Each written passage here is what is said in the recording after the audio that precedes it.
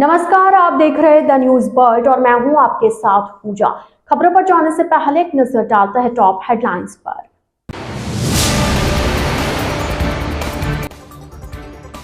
Cancer मरीज की मौत प्रकरण में मेडिकल कॉलेज के प्राचार्य और एमडीएमएच अधीक्षक एपीओ।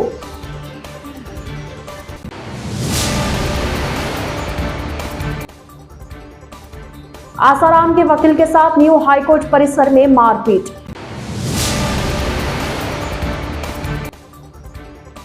बाईस जनवरी को मंदिरों में होंगे विशेष धार्मिक कार्यक्रम, मंदिरों में चल रहा स्वच्छता अभियान।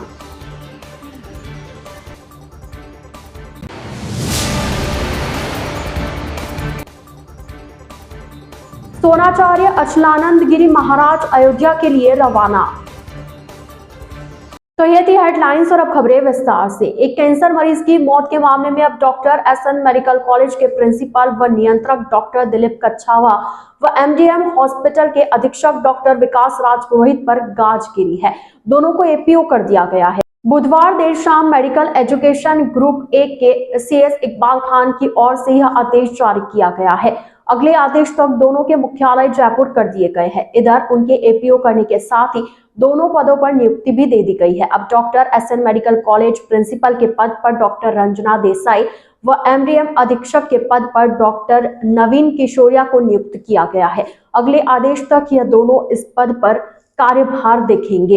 इससे पहले 13 जनवरी को एमडीएम हॉस्पिटल के 3 स्टाफ को एपीओ किया गया था। सभी कार्रवाई के पीछे 12 जनवरी को एमडीएम हॉस्पिटल में कैंसर पीड़ित 24 साल युवक की मौत के कारण माने जा रहा है। राजस्थान उच्च न्यायालय के नए परिसर में आज आसाराम के समर्थकों ने आसाराम के वकील के साथ मारपीट कर डाली। आसाराम की पैरवी करने के लिए दिल्ली से आए अधिवक्ता विजय साहनी से आसाराम के समर्थकों ने गाली गलौज करते हुए मारपीट कर दी। दरअसल आज आसाराम की ओर से पेश की गई याचिका पर हाईकोर्ट मुख्यपीठ के कोर्ट नंबर 4 में सुनवाई होनी थी। इस याचिका में आसाराम का पक्ष रखने के लिए दिल्ली से अधिवक्ता विजय साहनी जोधपुर में राजस्थान हाईकोर्ट के नए परिसर में आए हुए थे। जब वे पार्किंग में खड़ी अपनी कार के पास पहुंचे तो कुछ आसाराम समर्थक उनके पास आए और उनसे गाली गलौज करने लगे। इस दौरान अधिवक्ता विजय साहनी और उनके साथ आए एक व्यक्ति के साथ इन लोगों ने मारपीट कर दी। आसाराम के समर्थकों ने मारपीट के दौरान अधिवक्ता से कहा कि इतने सालों में भी तुम वकील लोग न्याय नहीं दिला पाए। इस घटना के बाद राजस्थान हाईकोर्ट परिसर में मौजूद अधिवक्ताओं में भारी आक्रोश फैल गया। वकीलों ने मारपीट करने वाले आसाराम के समर्थकों को पकड़ा। 2 युवक अधिवक्ताओं के हत्थे चढ़ गए। इसके बाद इन्हें कोर्ट परिसर में मौजूद चौकी में ले जाया गया, जहां से कुड़ी थाना पुलिस को सुपुर्द किया गया। पीड़ित अधिवक्ता ने दोनों के खिलाफ लिखित शिकायत कुड़ी थाने में दर्ज करवाई है।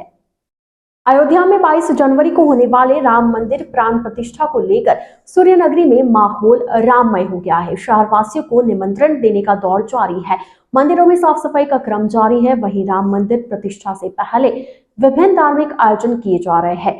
22 जनवरी को भी सुंदरकांड, रामचरितमानस व हनुमान चालीसा के पाठ किए जाएंगे। शहर विधायक अतुल भंसाली ने कहा कि राम मंदिर प्राण प्रतिष्ठा को देखते हुए मंदिरों में विशेष रूप से स्वच्छता अभियान चलाया जा रहा है।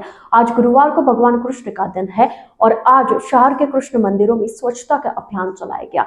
सुबह रातानाडा स्थित कृष्ण मंदिर और फिर भीतरी शहर के गंगश्याम जी मंदिर में ये अभियान चलाया गया। क्षेत्र के भाजपा मंडल अध्यक्ष महेंद्र छंगानी, पार्षद धीरज, भाजपा के सुरेश जोशी सहित कई लोग मौजूद रहे। इस अवसर पर सफाई सिपाहियों का अभिनंदन भी किया गया। उन्होंने आगामी 22 जनवरी को राम मंदिर प्राण प्रतिष्ठा समारोह को दिवाली पर्व के अनुरूप मनाने की अपील की।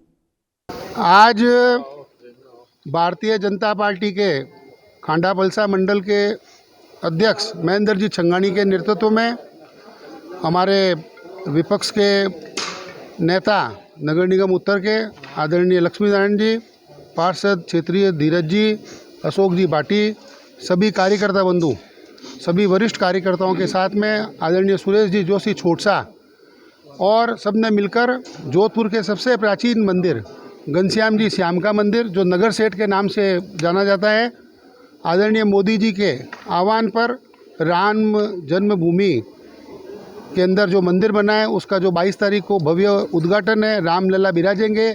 उसी के संदर्भ में सभी तीर्थ क्षेत्रों की जो सफाई का अभियान चल रहा है उसमें आज सवेरे सर्वप्रथम रातानाडा कृष्ण भगवान मंदिर में सफाई की। आज गुरुवार का श्याम का दिन है तो कृष्ण मंदिरों में सफाई का अभियान चल रहा है और उसके पश्चात सबने मिलकर यहाँ घनश्याम मंदिर में पूरी मंदिर की साफ़ सफाई की।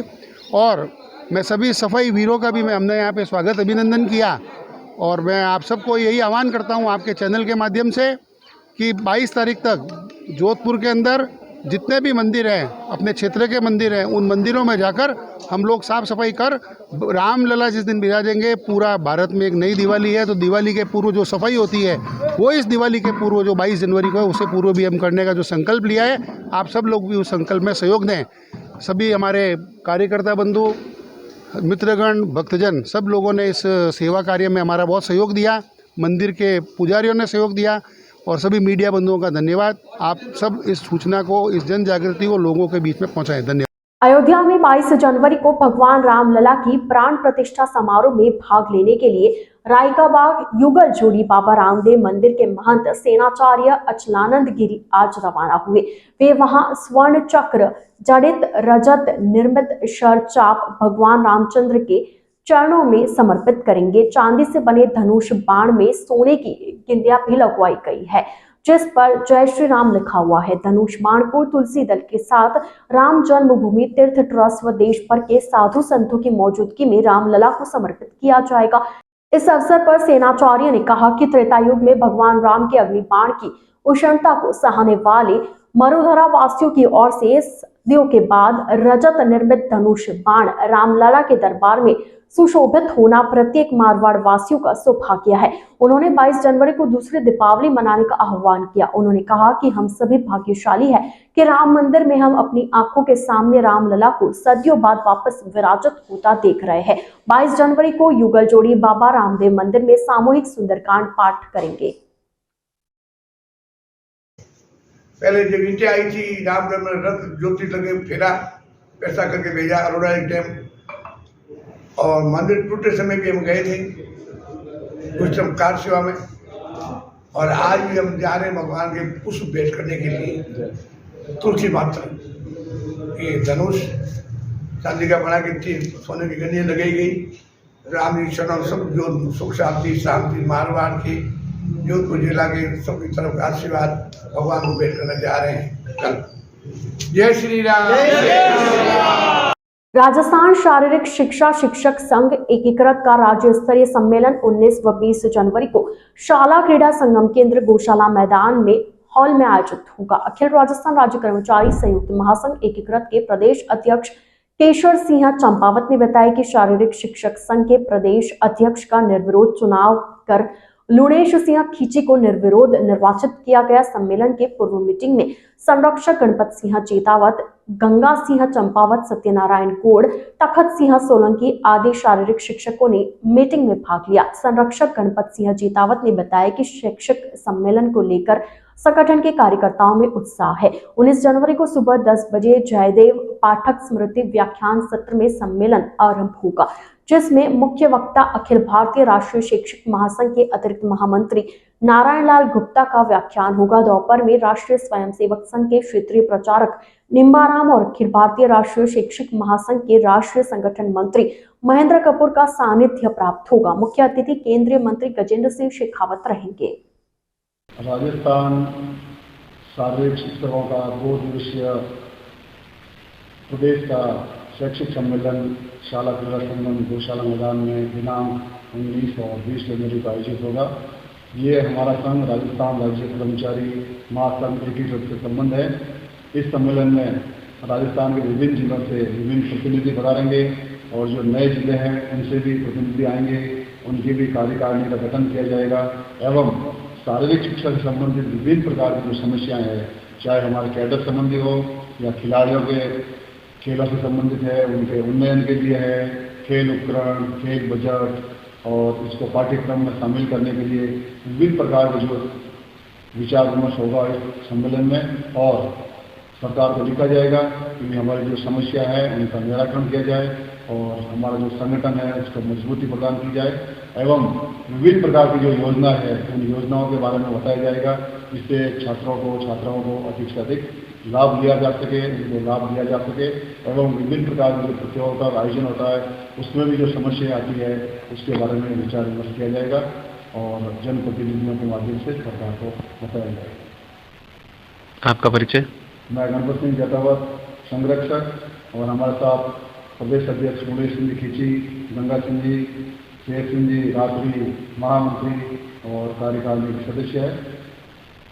जोधपुर के सर्व ब्राह्मण समाज की तरफ से आगामी 11 मार्च को सामूहिक विवाह कार्यक्रम का आयोजन किया जाएगा। इस बार सर्व समाज 51 जोड़ों की शादियां कराएगा। इसके लिए पंजीयन प्रक्रिया का आरंभ शुक्रवार से हो जाएगा।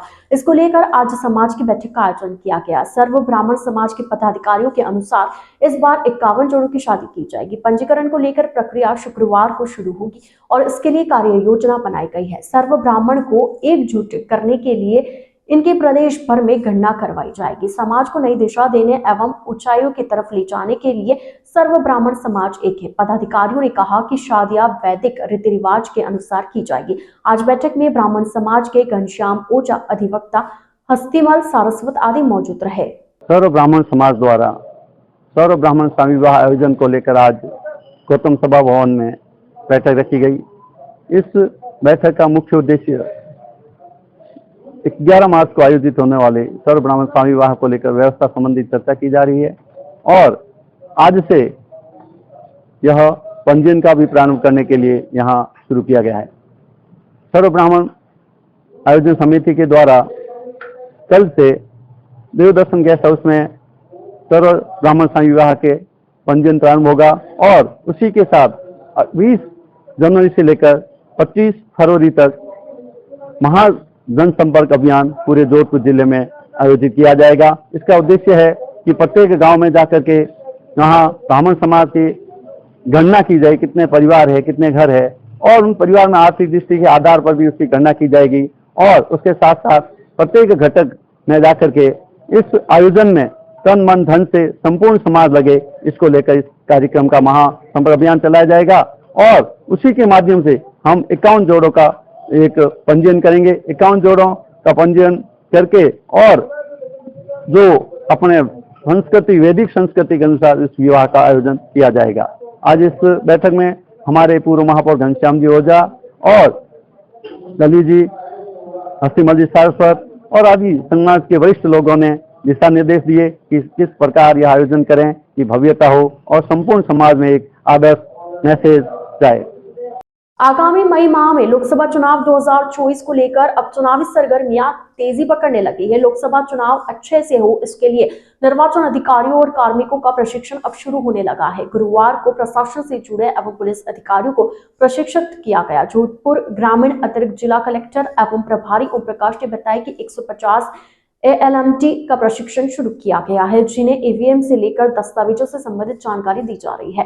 इस साल होने वाले लोकसभा चुनाव को लेकर जिला निर्वाचन अधिकारी के आदेशानुसार यह प्रशिक्षण कार्यक्रम आज से शुरू किए गए हैं।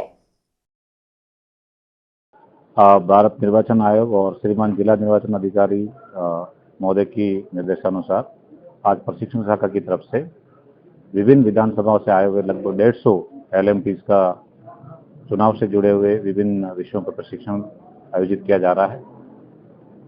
लोकसभा आम चुनाव 2024 के क्रम में ये प्रशिक्षण आयोजित किया जा रहा है, तो इनको विभिन्न विषयों EVM का सैद्धांतिक प्रशिक्षण हो, EVM का हैंड्स ऑन हो, पोल प्रोसेस हो, फॉर्म वोटिंग हो और चुनाव से जुड़े हुए विभिन्न बिंदु जो है उस पर प्रशिक्षण दिया जा रहा है।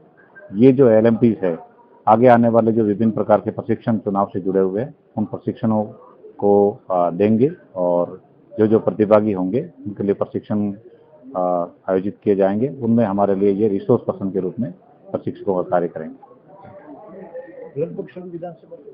सभी विधानसभा से 10 विधानसभा सभी से LMTs आए हुए हैं, उनको हम लोग आज ट्रेनिंग दे रहे हैं। वो आगे जाके ट्रेनिंग देंगे। वो DO के माध्यम से जिला निर्वाचन अधिकारी जैसलमेर लगता है तो उनको प्रशिक्षण वहाँ दिया जाएगा। तो जिला निर्वाचन अधिकारी के रूप में प्रशिक्षण यहाँ पे जो 10 विधानसभा यहाँ थी उनका हमने यहाँ किया, उनका वहाँ पर होगा। Thank you. The news world के इस बुलेटिन में फिलहाल वक्त तो चला एक छोटे से ब्रेक का। ब्रेक के बाद जल्द हाजिर होंगे, आप बने रहिए द न्यूज वर्ल्ड के साथ।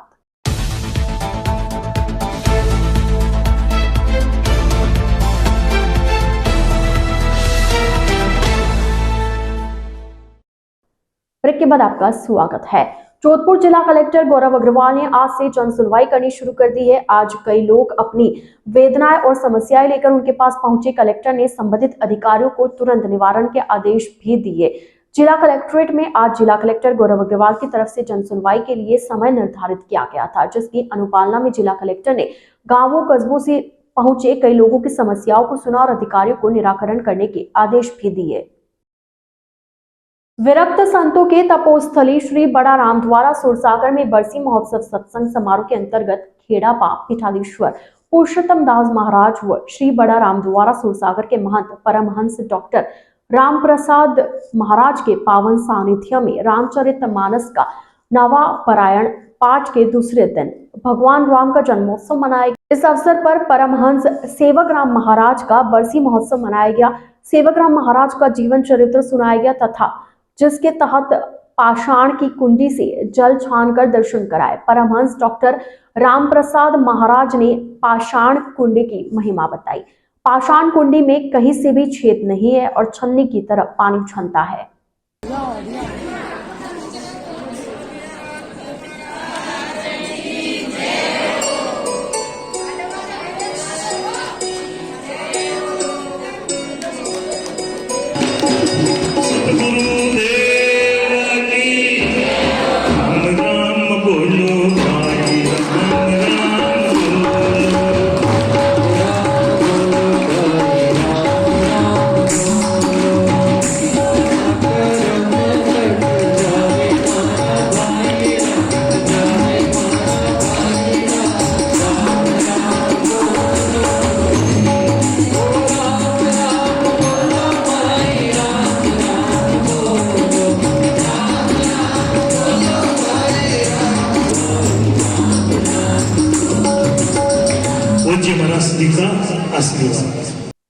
जोधपुर जिले में लूणी तहसील के सतलाना, शिकारपुरा, सरीचा सहित कई गांवों की कच्ची बस्तियों में जरूरतमंदों को सर्दी से बचाने के लिए कंबल सहित कई जरूरत की वस्तुएं का वितरण आज किया गया।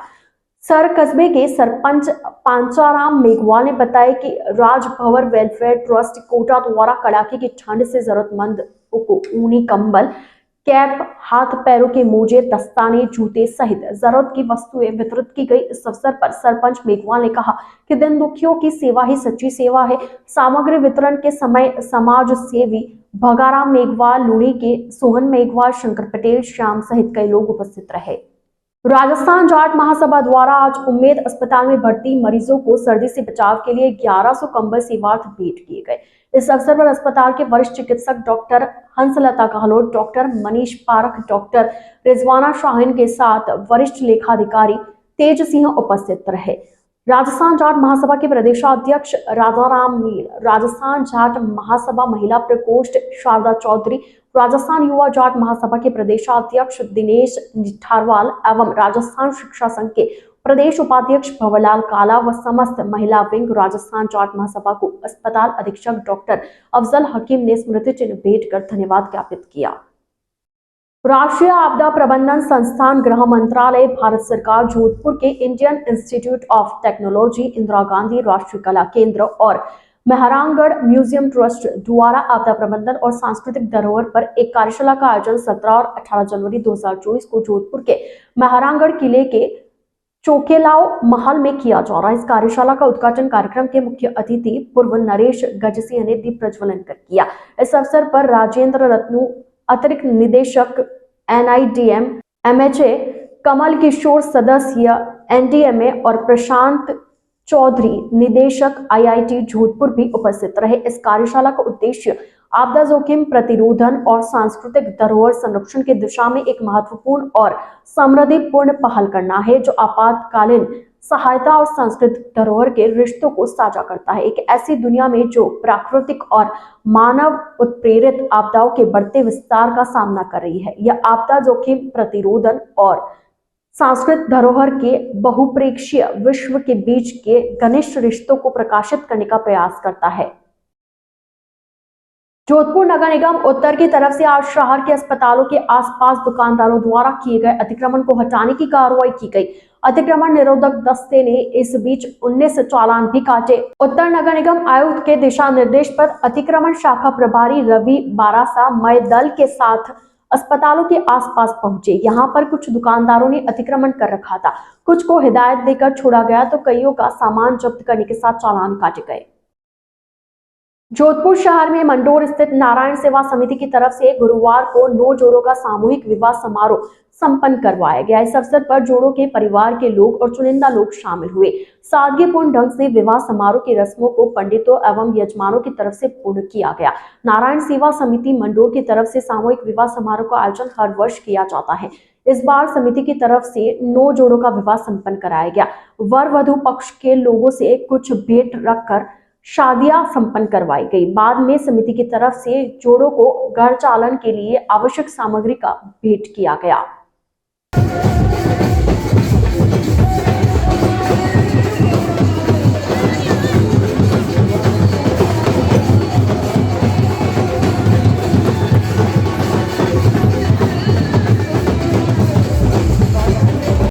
मैं मनोहर सिंह साकला, संयोजक श्री नारायण सेवा समिति नवम सामूहिक विवाह समारोह, आप सबका हृदय की गहराई से स्वागत और अभिनंदन करता हूं। समिति का यह नवम सामूहिक विवाह समारोह है।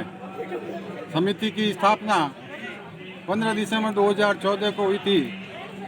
उसके बाद निरंतर 9 साल से समिति ऐसे आयोजन करती आ रही है। कोरोना काल में भी हमने सरकारी गाइडलाइन के तहत पहले कोरोना काल में 7 और दूसरे कोरोना काल में 8 जोड़ों का पाणिग्रहण संस्कार संपन्न कराया है। अभी तक हमने आज की तारीख तक 125 जोड़ों का पाणिग्रहण संस्कार संपन्न करा चुके हैं। समिति अपने सामाजिक सरोकार के तहत सेवा के अनेक प्रकल्प को लेकर आगे बढ़ती जा रही है। समिति सामूहिक विवाह के साथ साथ विशाल दशहरा महोत्सव का आयोजन भी प्रति वर्ष करती है, जिसमें हजारों की संख्या में भक्तजन भाग लेकर उसका लाभ लेते हैं। समिति धार्मिक आयोजन के तहत रामनवमी शोभा यात्रा के भी एक विशाल आयोजन करती है।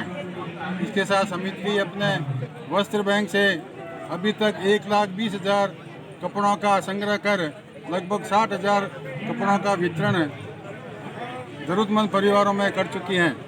समिति इसके अलावा आरोग्य मेले, रक्तदान शिविर, नेत्र चिकित्सा शिविर जैसे आरोग्य के संबंधित मेले भी आयोजित करती है, जिसमें हजारों की संख्या में जनता उसका लाभ लेती है। कोरोना काल में हमने हजारों की संख्या में भोजन किट और जागरूकता पैम्पलेट का वितरण कर जनता को उस बारे में जागरूक किया था। इसके अलावा समिति बोगीशल परिक्रमा में विशाल लंगर का आयोजन भी करती है। इस तरह समिति अलग अलग सेवा प्रकल्पों के साथ आज पिछले 9 साल से अपने संकल्प को लेकर आशान्वित हैं और जनता के सहयोग से यह कार्यक्रम सुचारू रूप से अभी तक संपन्न होता आ रहा है। मैं आप सबसे अनुरोध करता हूँ कि जो भी ये मेरा बाइक सुन रहे हैं, समिति के इस सेवा कार्यक्रम में बढ़ चढ़कर भाग लें और जनता जनार्दन की सेवा में अपना सहयोग करें। इसी के साथ मैं अपना वक्तव्य पूरा करता हूँ। जय हिंद, जय भारत। मेरा नाम मनोहर सिंह साकला, संयोजक श्री नारायण सेवा समिति विवाह समिति 2024। देश के नाते आप लोगों को सबको मेरी तरफ से शुभकामना देता हूँ। इस विवाह समारोह में जितने भी लोग पधारे हैं और बढ़ चढ़ के हिस्सा लिया और सहयोग किया, उसके लिए मैं दिल से आपका धन्यवाद देता हूँ। बाकी मनोहर सिंह जी मेरे साथ ने सब कुछ बता चुका है आपको और उसके लिए रिपीट करने की जरूरत नहीं है। धन्यवाद। आइए चलते चलते एक बार फिर नजर डालते हैं आज की टॉप हेडलाइंस पर।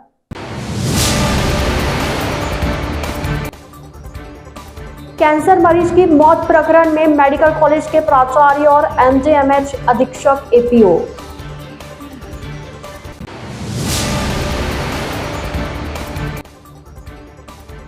आसाराम के वकील के साथ न्यू हाईकोर्ट परिसर में मारपीट।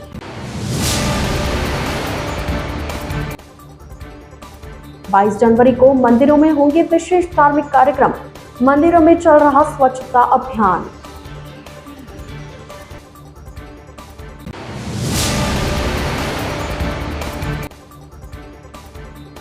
सोनाचार्य अचलानंद गिरी महाराज अयोध्या के लिए रवाना। द न्यूज बर्ड के इस बुलेटिन में फिलहाल के लिए इतना ही। अब दीजिए इजाजत पूजा को और आप बने रहिए द न्यूज बर्ड के साथ। नमस्कार।